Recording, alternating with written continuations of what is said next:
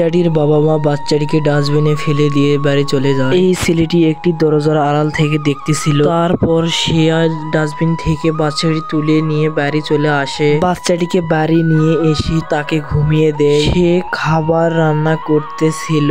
এই ছেলেটি ব্যাগটি নিয়ে কাম করতে চলে যায়। বাচ্চাটি ঘুম থেকে উঠে সে খাওয়া দাওয়া করতেছিল।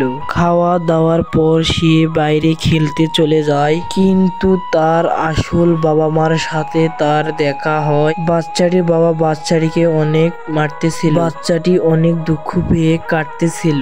সে কাঁদতে কাঁদতে বাড়ি চলে এসে ঘুমিয়ে পড়ে। ছেলেটি দরজাটি লাগিয়ে দিয়ে কাম করতে চলে আসে। সে অনেক কষ্ট করে কাম করতেছিল। কাম করার পরে সে একদিন হঠাৎ করে একটি ডেলিভারি চার্জের চাকরি পেয়ে গেল। তার কাছে অনেকগুলো টাকা পেয়ে বাচ্চাটির জন্য খেলনা নিয়ে আসার পর দেখতে পায় বাচ্চাটিকে তার আসল বাবা মা নিয়ে চলে যাইতেছিল।